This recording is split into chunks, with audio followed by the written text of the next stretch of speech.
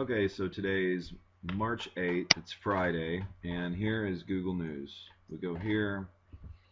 Payrolls in the United States rose more than forecast. Jobless rate at 7.7%, so it looks like that went down.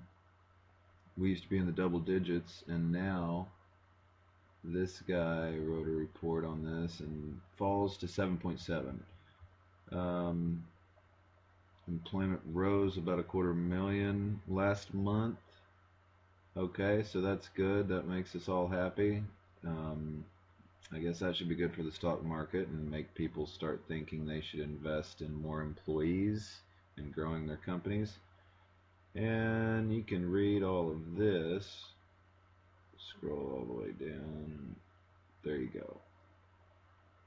So payrolls are on the rise, which is good. Good for the economy. Now we got a funeral going on in Venezuela. Hugo Chavez passed on. So that's going on.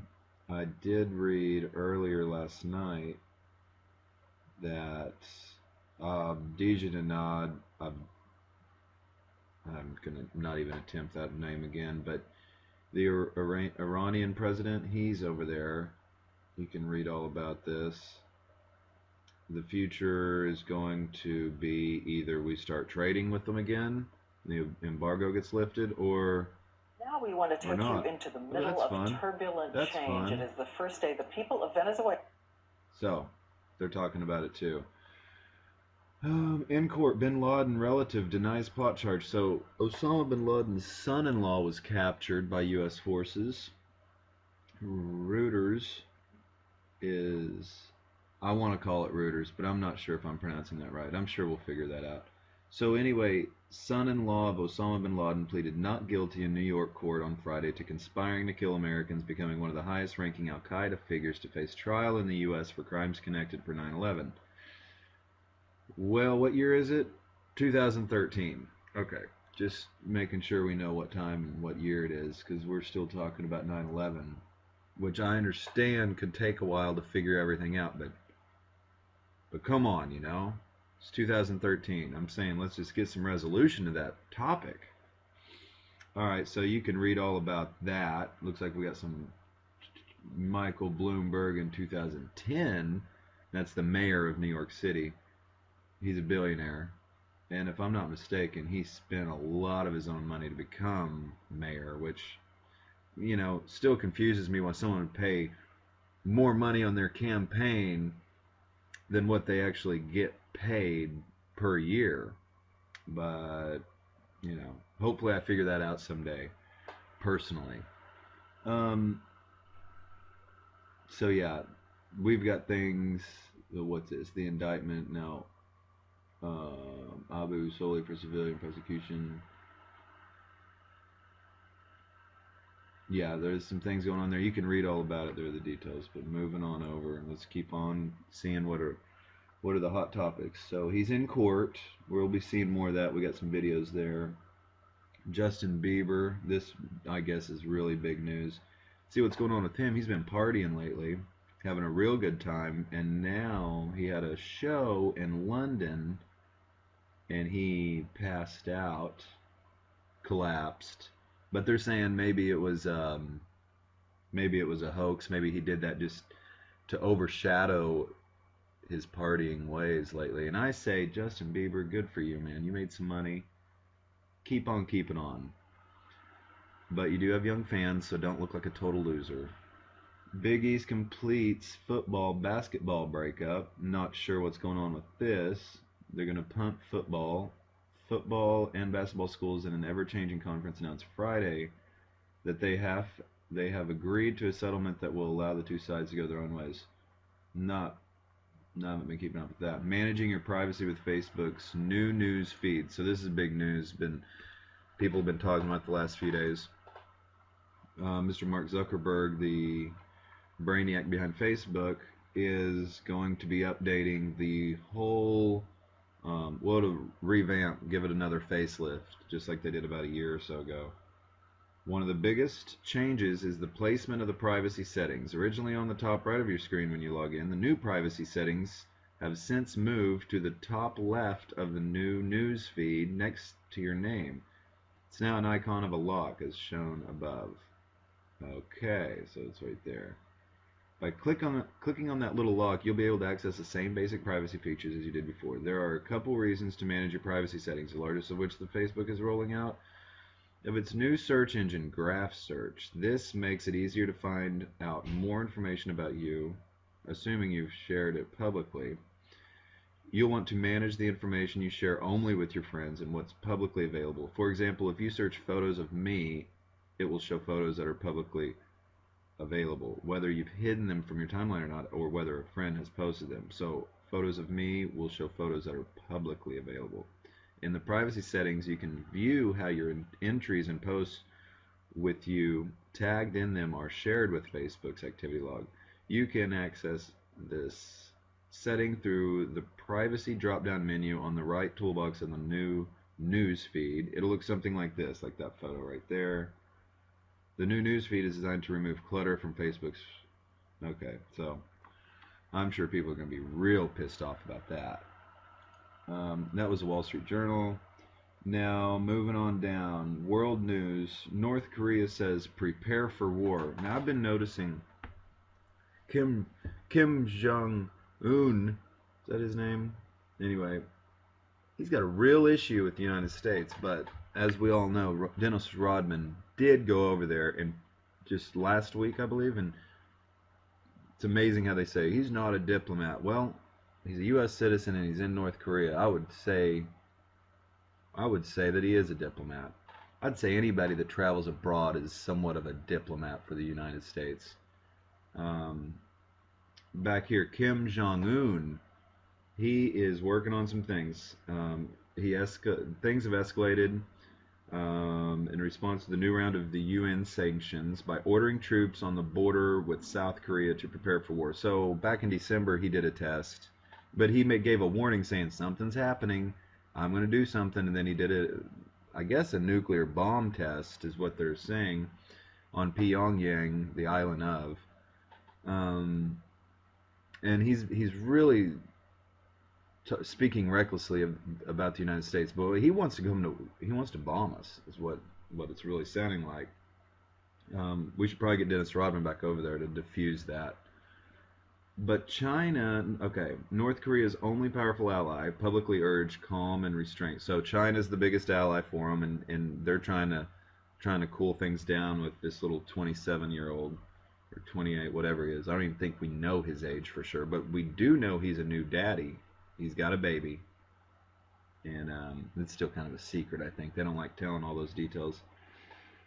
Mr. Kim chose a highly sensitive location for his address to North Korean troops, visiting military positions facing the South Korean island of Yeonpyeong, where a North Korean bombardment killed 4 people and wounded 19 in 2010. I remember that. Mr. Kim stressed the need for the soldiers to keep themselves fully ready to go into action and annihilate the enemy. That's a quote. Annihilate the enemy. And he's speaking of the United States as his enemy. The country's official news added that if war broke out, he instructed them to deal deadly blows at the enemies. Mr. Kim's open talk of a new Korean war crime after his regime threatened America with a preemptive nuclear strike. The belligerence came in response to the unanimous vote in the UN Security Council yesterday, to impose further economic sanctions. So we're putting the squeeze on them. Despite all the posturing, experts believe that North Korea is highly unlikely to start a war. South Korea benefits from the U.S. security guarantee, meaning that Mr. Kim would almost certainly lose any conflict. North Korea has a small nuclear arsenal. Indeed, it is nuclear, though, but it does not yet have an operational missile capable of striking the U.S. I love how we think we know everything they're doing. I bet they are capable of a secret. That's just a hunch. He added that mankind would not forgive the use of nuclear weapons against a free and democratic society. President Park Geun-hye, South Korea's newly elected leader, described the situation as very grave. You got to remember, they are neighbors. North and South Korea have been, it's very it's very, I'll call it a grim relationship. Danny Pike's into the nice, just yes, yes. It's a game of brinkmanship as they keep ratcheting up the pressure in the hope that the other side will cave in. Somewhere along the line, there could be a mistake. China joined the U.S. to vote in favor of the UN Resolution 2094, which imposed the latest sanctions on North Korea. So, to be continued. We'll keep our ears perked up for what's next to happen there. So, but North Korea says they're preparing for war. Cardinals set Tuesday as start date for conclave. Cardinals, Vatican City, they're trying to figure out what's going on with the new pope. I'm still a little disturbed that it's becoming a real common practice just to look the other way when it comes to the molestation of children. No way. I mean, I remember hearing about one case, then another one, then another one. Now it's like plagued. The whole religion seems to be plagued with molestation from men who serve God, and that sucks. Okay, Cardinals set Tuesday. This conclave, which is a word I don't use in my vocabulary very often. Conclave, one word, two syllables. CONCLAVE. So they're really having a big powwow over there. All right. So next on the news, what do we got here? Why it matters that Rand Paul got his answer. So Rand Paul is Ron Paul's son. He's a senator from Kentucky. I've been a little, there's certain things that I like about the guy, and certain things I've been a little, I've questioned. But he did his filibuster, and he went up there because of, Eric Holderried. He was in a meeting with one of those congressional meetings where they're reviewing, actually like cross-examining him almost about the new. Let me see here. A lot of information here, ladies and gents. Let's see here. Why it matters. He did 13-hour filibuster, by the way. Pretty impressive. He served in the bush.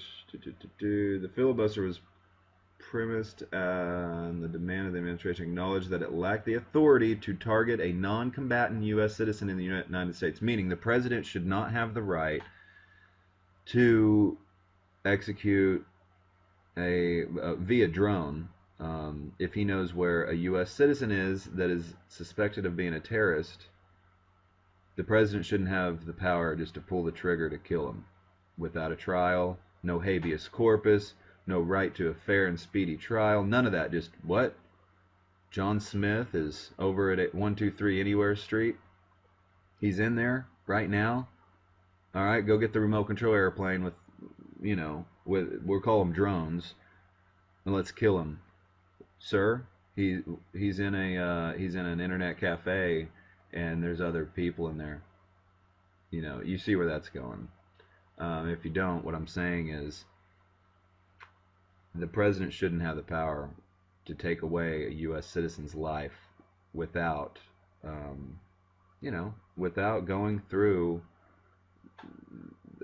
adhering to the Constitution. And that means, as an American citizen, we all have the luxury to have a trial, to have an attorney. End of story. So that attorney Eric Holderried's initial letter about killing Americans on U.S. soil plainly left open the possibility that the president could order such a step against someone who wasn't engaged in combat. Meaning, well, we'll keep going. Its weasel words and inept examples ought to be plainly, and I'm reading directly from the Atlantic online newspaper, and you can see this. With that in mind, look what Paul accomplished by refusing to settle for Holder's statement. So this is an interesting thing. The most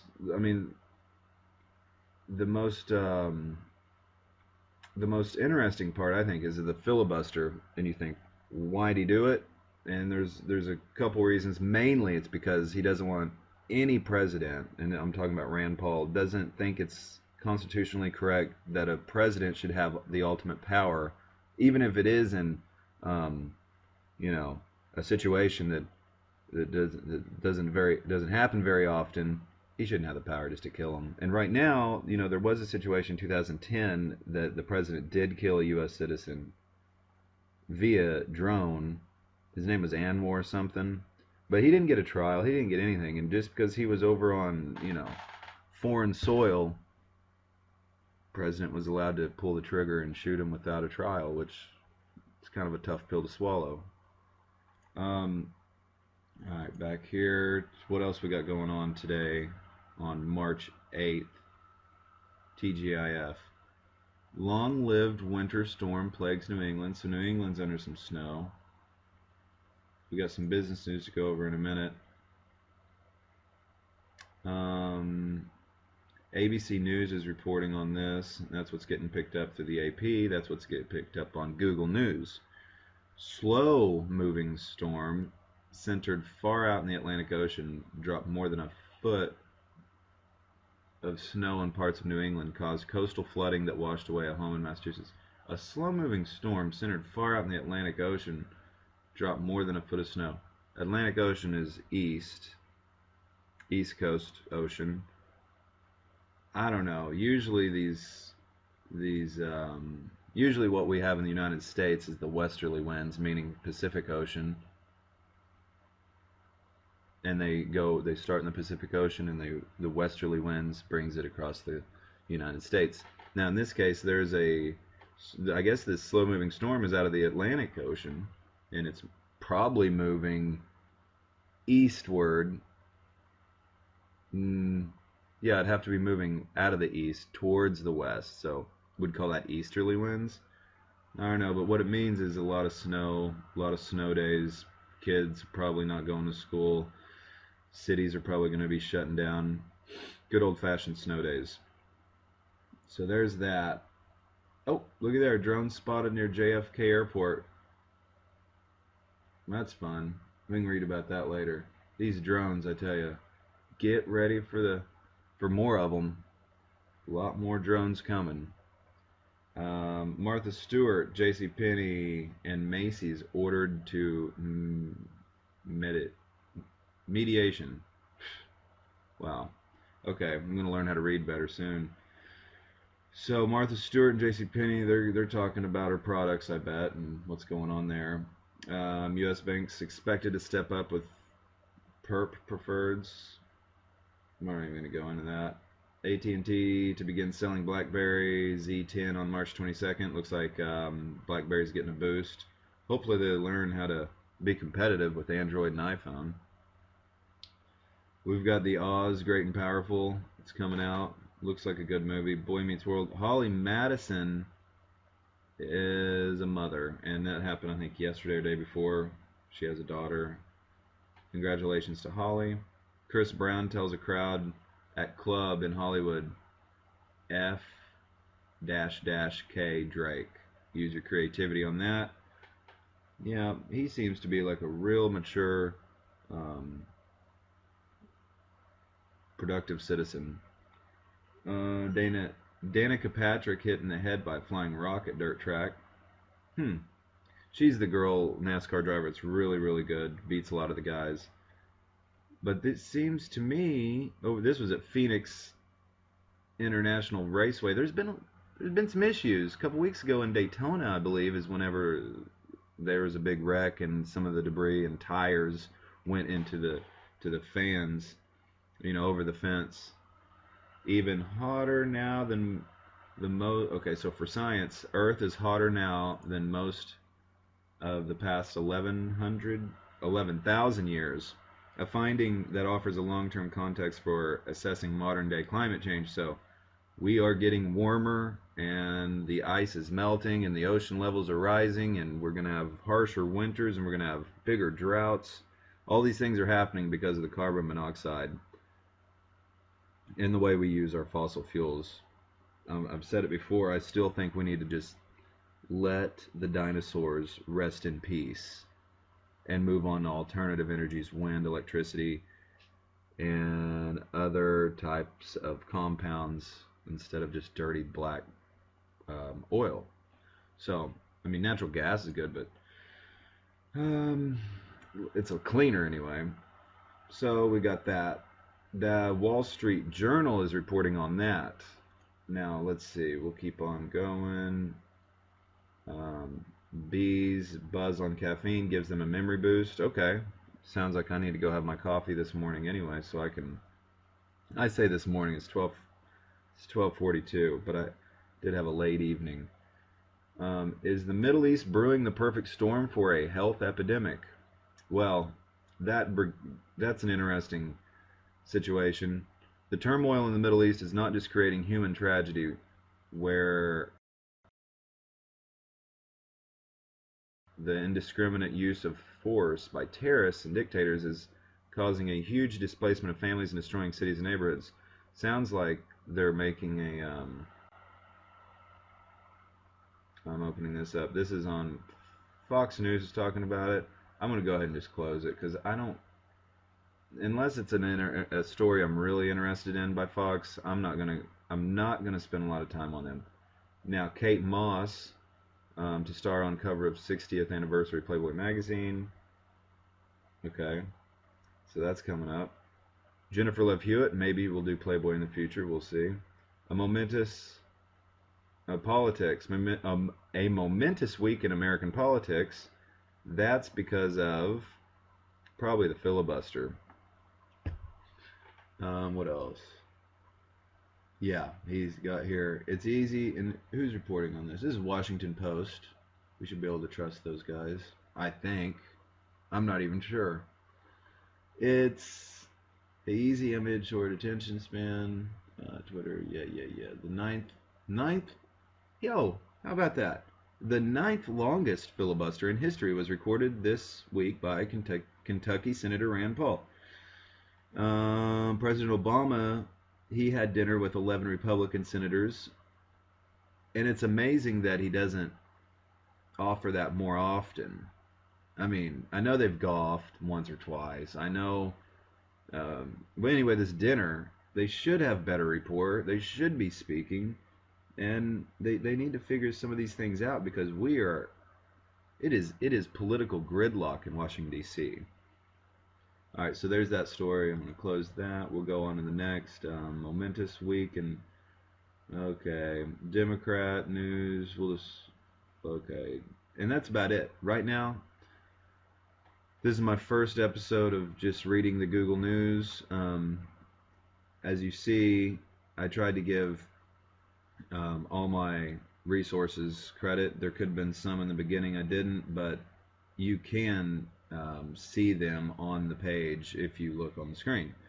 So anyway, thanks so much and have a good day.